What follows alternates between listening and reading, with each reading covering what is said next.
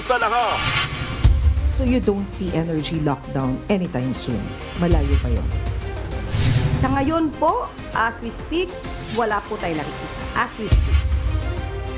So kaya nga ngayon po, sa pagtutulungan na rin po ng lahat ng ahensya ng gobyerno, especially DOE and DFA, na naghahanap po talaga tayo ng sources para po yung supply ng petrolyo ay hindi mahinto at magtuloy-tuloy po para po sa ating mga kababayan. Mga kapatid, alas 5:30 na. Ito na mga bumabanderang balita. Paano na pagkatapos Pangulong Bongbong Marcos tiniyak na meron tayong sapat na supply ng krudo hanggang katapusan ng Hunyo? Maningil ng patas, mga kumpanya ng langis sinabon ng mga senador kung bakit ang bilis magtaas presyo.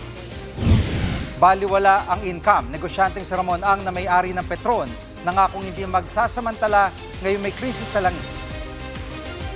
Hindi kami kikita ng mahigit pa sa normal. Baliwala sa akin income. You have my 100% cooperation na tutulungan yung mga kababayan natin.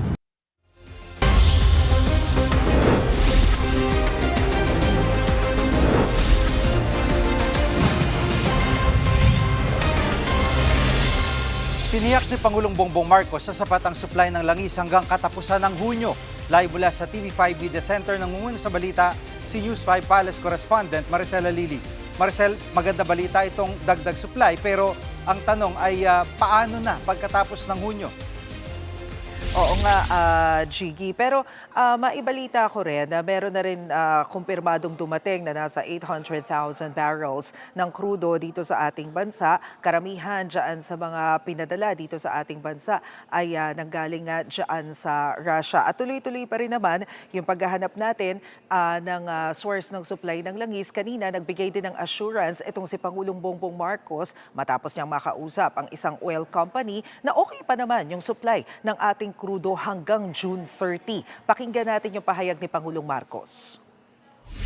In terms of crude oil supply, dahil pinapasok nila ang crude oil para i-refine dito sa Pilipinas at may save iba ang presyuhan kapag nagpasok tayo ng crudo mismo, ng diesel, kaysa sa nagpasok tayo ng crude oil at tayo mag-refine. Mas mahal yung magpapasok ka ng refined na diesel na.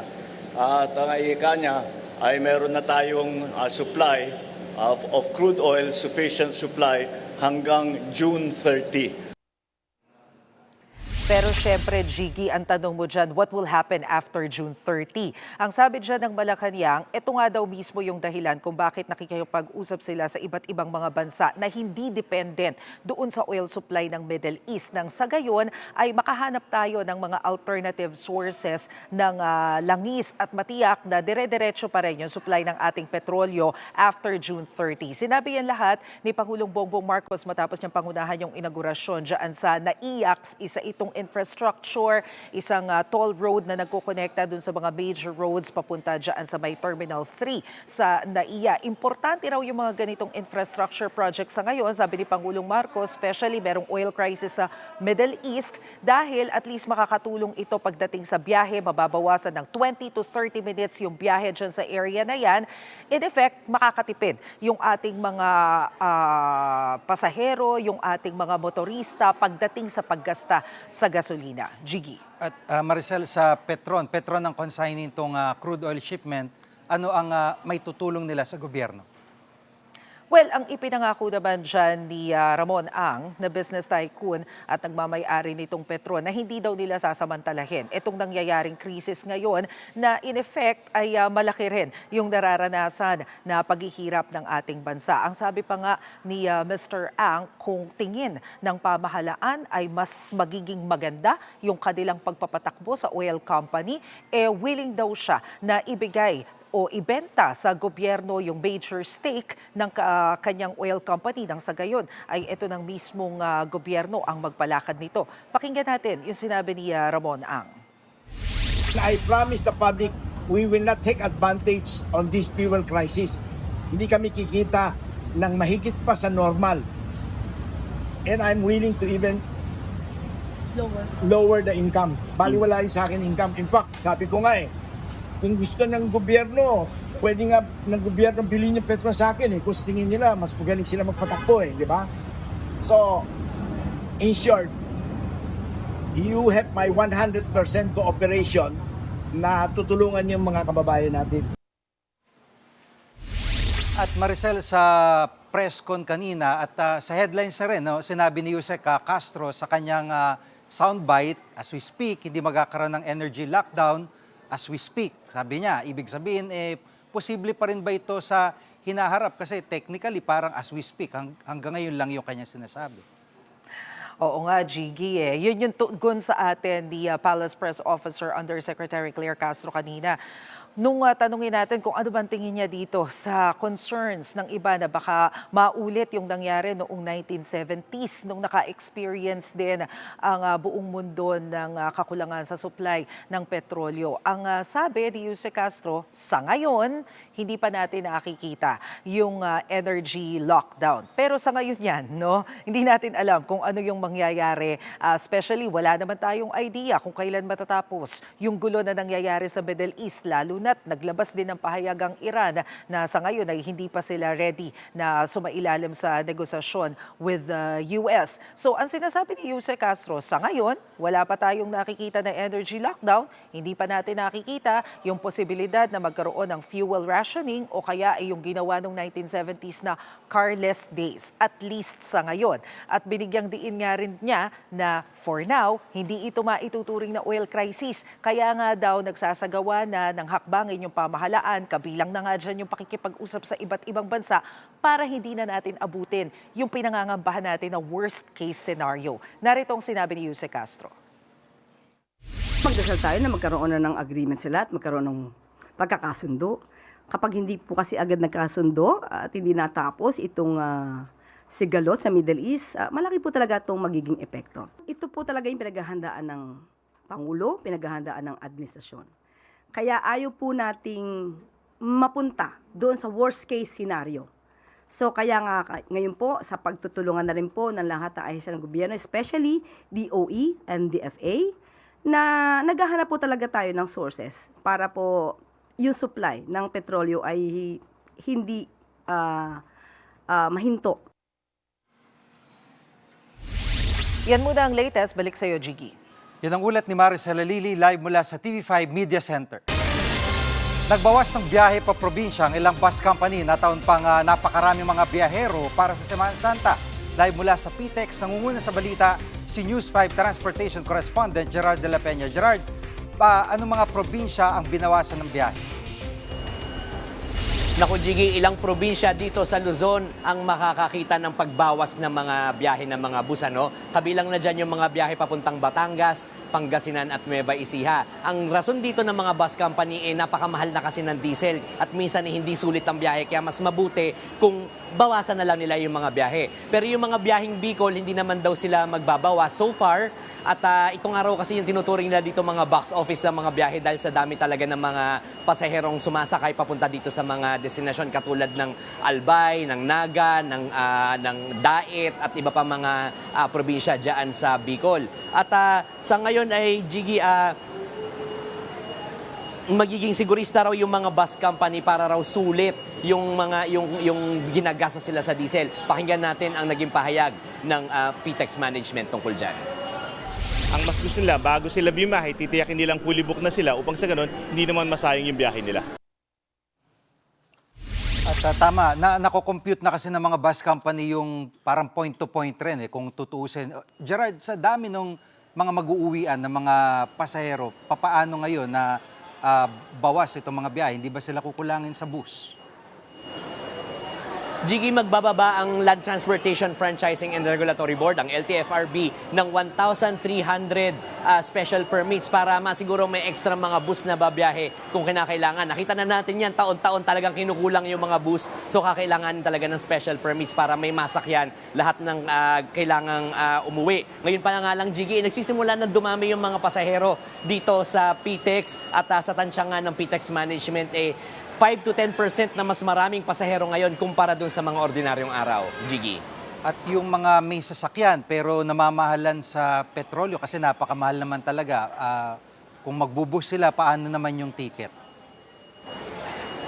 Tama, Jiggy, yung mga may kotse, sa halip na mag-long drive o sa halip na mag-aeroplano, malamang daw, magbubus na lang. Yan yung nakikitang trend ng PTEX management. So, kaya nga ito, napapansin natin na ngayon pa lang yung ibang mga biyaheng Bicol, nagkakaubusan na ng ticket, marami doon fully booked na. So ang payo pa rin ng PTEX management doon sa mga may balak bumiyahe para sigurado maaga silang bumili ng kanilang ticket or maaga silang mag-reserve ng kanilang ticket para hindi na sila kailangan pumila o ma-frustrate na wala na silang aabot ang mga biyahe. Yan muna yung latest. Balik sa'yo, Jiggy. Yan ang ulat ni Gerard de la Peña live mula sa PTEX. Susunod, di patas sumanong singil ng mga kumpanya ng langis, pinuna ng mga senador. At mga biyahe ng eroplano, sapat kaya ngayong Semana Santa? Diyan lang kayo mga kapatid, dapat una sa lahat.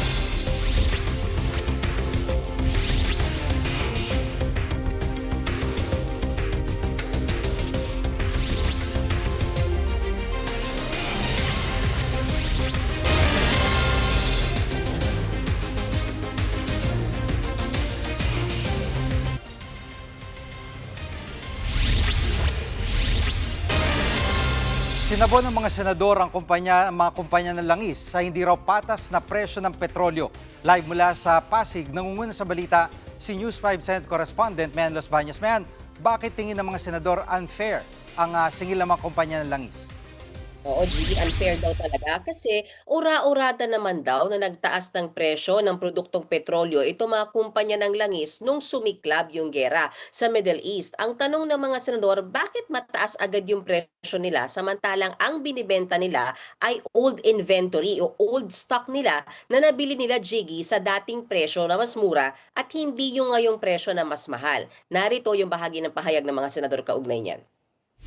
Unfair sa ating mga consumers. Wala pang pagtaas ng mga binili, pero tinataas at sinisingil na sa consumers. Yun ang risk ng pribadong sektor.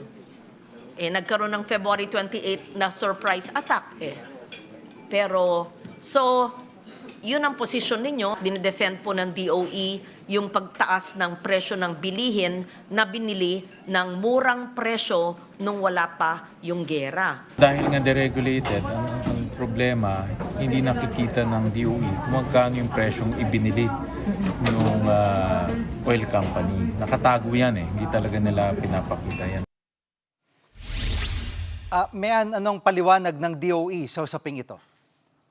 Ang paliwanag dyan ng Department of Energy, Jiggy, yan yung tinatawag na replacement cost. So ano bang ibig sabihin yan? Ibig sabihin daw niyan, ikinakarga ng oil companies doon sa presyo o doon sa presyo ng imbak nilang gasolina o diesel yung kanilang gagastusin sa pagbili nung mas mahal na presyo. Kumbaga forward thinking sila para yung pambili nila ng mas mahal, makuha na nila doon sa kikitain nila from the old stock. So yan ay nangyayari dahil sa oil deregulation law. So alam naman natin that under the oil deregulation law, wala talagang kontrol ang gobyerno sa pagpipresyo ng mga produktong petrolyo dito sa ating bansa. Narito naman ang bahagi ng pahayag ng DOE.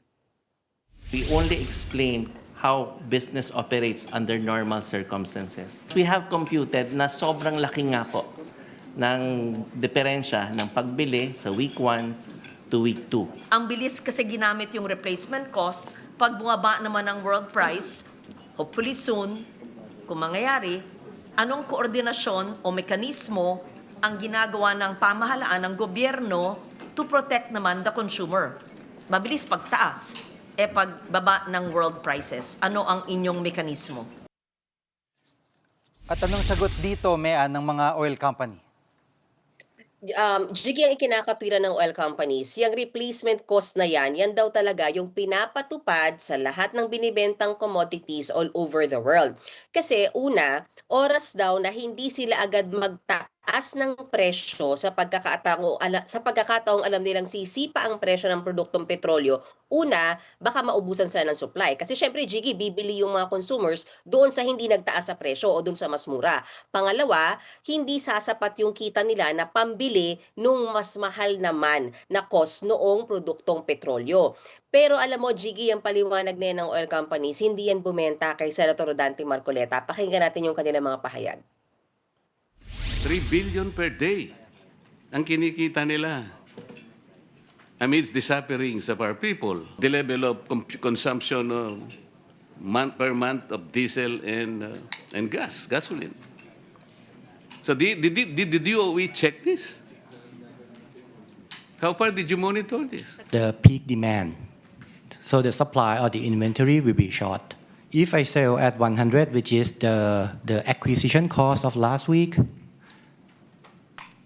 will I have the cash flow to buy the inventory in order to continue the business? I may not. At mayan, dun sa issue na o usapin ng pag-amyenda dito sa oil deregulation law para makita nila kung sinasabi nilang di nila nakikita kung magkano binili at magkano talaga yung pagpoproseso nito, ano bang stand dito ng mga senador? Pwede. May mga senador na gusto talagang isulong na yung oil deregulation law at nangunguna na dyan sa Senate President Tito Soto. Pero alam naman natin, Jiggy, kapag inaamyendahan ng isang batas, hindi yan ganun kabilis kasi magkakaroon ng committee level hearings, committee reports, tsaka pa yan pagdedebatehan sa plenaryo. So isa sa mga nakikitang solusyon nila Senator Win Gatchalian, baka pwedeng aralin na magpataw ng windfall tax sa mga kumpanya ng langis. So ano ba yung windfall tax? Sa madaling sabi, Jiggy, yan ang buwis na pwedeng ipataw ng gobyerno sa mga kumpanya na sobra-sobra naman ang kita sa panahon ng krisis. So yan muna ang latest. Balik sa'yo, Jiggy. Yan ang ulat ni Mian Los Baños live mula sa Pasig. Apektado rin ng krisis sa langis sa mga airline company. Kumustahin natin ang mga biyahe ng eroplano bago ang Semana Santa.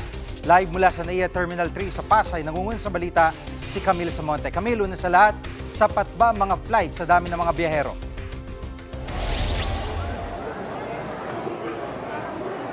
Jiggy, tiniyak ng Civil Aviation Authority of the Philippines o CAAP na sapat ang mga flights para sa Semana Santa. Yan ay kahit na nagbawas ng biyahe ang ilang airlines dahil nga sa pagtaas ng presyo ng jet fuel.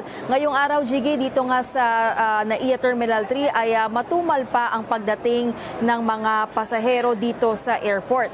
Pakinggan natin ang pahayag ni CAAP spokesperson Eric Apolonio. This year, we're expecting around 7 to 10%, about 6.5 million ng mga pasaherong inaantay nating dumagsa dyan sa mga paliparan. Kasi minsan, alam mo, ang mga pasahero, yung last minute pumupunta kaya may mga pasok pa kasi. But we expect bukas hanggang Sunday yan, tuloy-tuloy na yan. Jiggy, tiniyak din ng CAAP na walang magiging aberya sa mga biyahe ngayong Semana Santa. May commitment daw kasi ang mga airline sa mga pasaherong maagang nakabili ng kanilang tiket. Jiggy? At Camille, pagdating sa pamasahe, ano ang sabi ng mga pamunuan dito?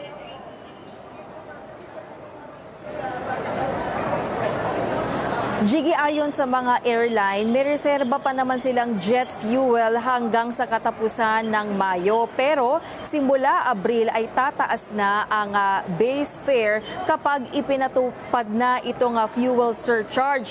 Nag-adjust din ng schedule ang ilang airlines sa ilang domestic at international flights sa Abril at Mayo. Ayon sa CAAP, magbabawas ng biyahe ang ilang airlines sa mga rutang hindi gaanong napupuno. Nasabihan na raw ang mga apektadong pasahero. Jiggy, naka-heightened alert ngayon ang mga paliparan para nga sa Semana Santa. May mga help desk din na dineploy ang CAAP at ang pamunuan ng NNIC na handang umagapay sa mga pasahero. Yan muna ang latest. Balik sa iyo, Jiggy. Yan ang ulat ni Camille Samonte live mula sa NAIA. Susunod, mga tsuper na kukulangan sa pagtugon ng gobyerno sa krisis sa langis. At mga pribadong ospital, planong magtaas ng singil. Huwag kayong bibitiw, dapat una sa lahat.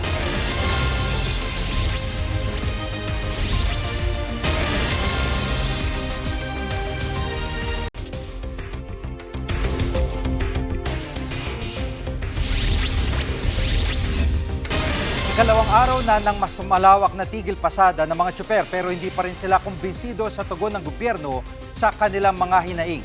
Live mula sa Mandaluyong, nangungun sa balita si Raynel Pawid. Raynel, una sa lahat, nakipagdialogo na ba ang gobyerno sa mga nagwewelgang tsuper? Jiggy, pagdating nga sa pagbibigay muna ng ayuda ay bahagya naman daw gumugulong nga ito sa ilalim pa rin yan ng DSWD at ng DOTR. Pero itong ang grupo ng mga tsuper ay sinabi nila kung usapin yan nung pag-uusap nga or dialogo sa pagitan nila at ng LTFRB para dun sa kanilang hinihiling nga sana na taas pasahe ay hindi pa raw nga yan nangyayari. Kahapon naman, mismong yung grupo ng mga tsuper na nagsagawa rin o nag-organisa ng nationwide transport strike yung nagsabi o binati nga itong pamumuno naman ni DOE Secretary Sharon Garin at sinabi nila na parang hindi naman daw talaga makatsuper at makamamamayan itong DOE dahil bumabaling nga ito doon sa mga malalaking oil companies. So yung pahayag na yan ay agad namang dinipensahan nitong palasyo at sinabi nga nila mismo na tila nga ito nga si Secretary Sharon Garin yung hindi na natutulog at doble kayod nga dito sa gobyerno ngayon dahil nga dito sa oil crisis. Yan naman din yung hindi pinanigan nga nitong mga leader nitong mga PUV na to ng mga PUV organization. So sabi nila kung talagang para sa mga tsuper at para sa public vehicle transport sector itong si Garin at yung DOE ay dapat nang wakasan itong oil deregulation law at ma-roll back din sa 55 pesos per liter yung presyo ng petrolyo. Jiggy. At Raynel, ngayong ikalawang araw na ng tigil pasada, napuna mo ba kung mas maraming tsuper ang lumahok at kumusta yung mga commuter?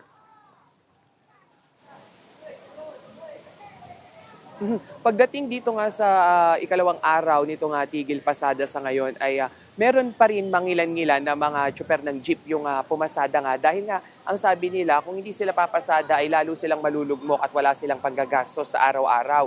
Yun namang ilang pang mga PUV na sector, hindi lamang dito sa jeepney, paging mga TNVS ay nakilahok na rin. Ang sabi nila, karamihan sa kanila ay nag-offline muna sa ngayon para nga makibahagi dito sa tigil pasada. Pakinggan natin yung hinaing ng mga TNVS driver at ng ilang pang mga tsuper na nakibahagi nga dito sa tigil pasada.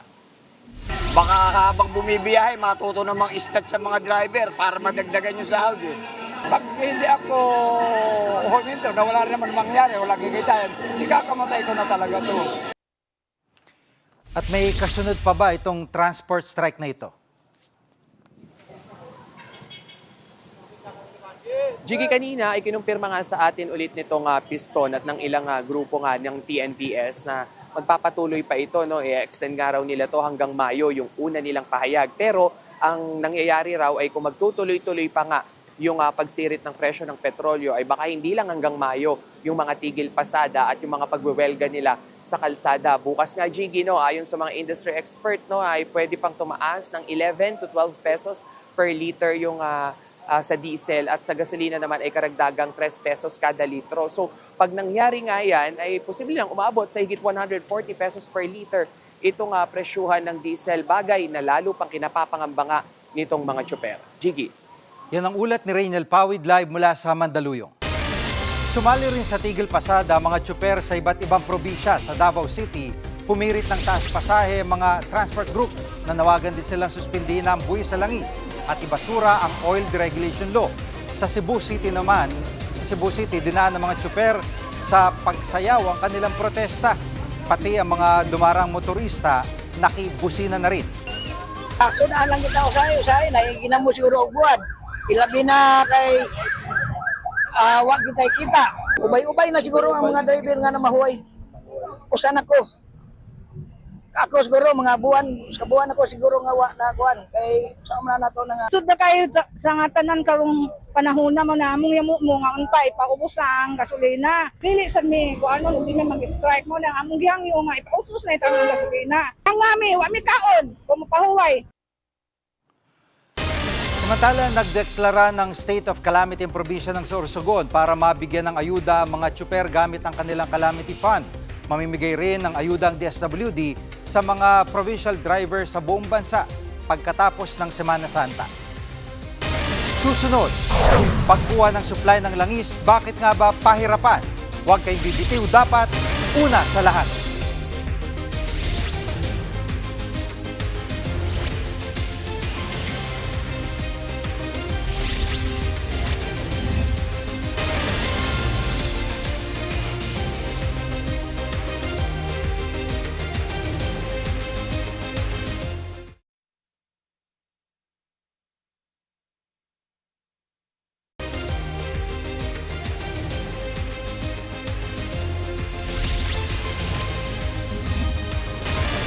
Sa gitna ng krisis sa langis, nagbabadyang tumaas ang singil ng mga pribadong ospital.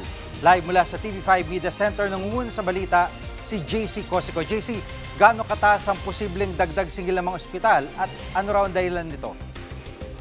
Jadi pinag-iisipan nga ng ilang pribadong ospital na magtaas nga ng 5% dyan nga sa kanilang fees. Ayon po yan mismo dito po sa PHAPI o yung grupo po ng mga pribadong ospital dito po sa Pilipinas. Ang dahilan is yung patuloy nga na pagtaas nga ng presyo ng petrolyo and yung mga others pa na mga bilihin. Sa gitna nga po yan ng tensyon sa Middle East. Nakaka-apekto rin daw, Jiggy, itong peso to dollar exchange rate. Ngayong araw nga, Jiggy, ay pumalo nga sa lowest itong halaga nga ng piso at 60 pesos and 55 centavos kada po dolyar. Meron kasing mga gamot at mga supplies, Jiggy, na ini-import po ang Pilipinas, kaya po ang tendency, magmamahal din po yan pag binili. Narito po ang pahayag ng PHAPI. Ang pinagagamitan namin yan ng fuel are gensets na kailangan namin for emergency, ambulance, saka yung mga shuttle na ginagamit ng ating mga hospitals. Kung yung equipment na ginamit nila ay imported din, ano po, and then nagbabayad sila. Siyempre, kung dollar denominated yan. At JC, anong sabi ng DOH tungkol dito? Jiggy, ayon nga sa DOH ay dapat daw ay may breakdown kung saan nga napupunta itong singil ng mga ospital. Dapat rin daw pong ipaliwanag kung paano nga na-compute itong possible na 5% increase dito sa hospital fees. Narito po ang pahayag ng DOH. Magkano doon ang para sa kuryente, sa gasolina o diesel, sa sweldo ng mga nurse? Para makita natin kung epekto nga ng pagtaas ng presyo ng langis ang presyo ng serbisyong kalusugan. Jiggy, wala pang direct na answer dyan ang PHAPI pero gumagawa raw sila ng paraan para nga ang mga ospital para hindi sila magtaas ng presyo ng kanilang medical fees. Jiggy. At JC, tungkol sa presyo ng gamot, ano ang update tungkol dito? Jiggy, sa ngayon nga ay ongoing daw yung monitoring nga ng DOH dyan nga sa presyo ng mga gamot, and as we speak ay wala pa raw gamot na nagtaas ng presyo. At sa ngayon nga raw ay kanilang ongoing yung kanilang pag-iimbentaryo at contingency planning para nga masiguro na meron tayong mga supply ng gamot at mga medical supplies. Jiggy, balik sa'yo. Yan ang ulat ni JC Cosico live mula sa TV5 Media Center.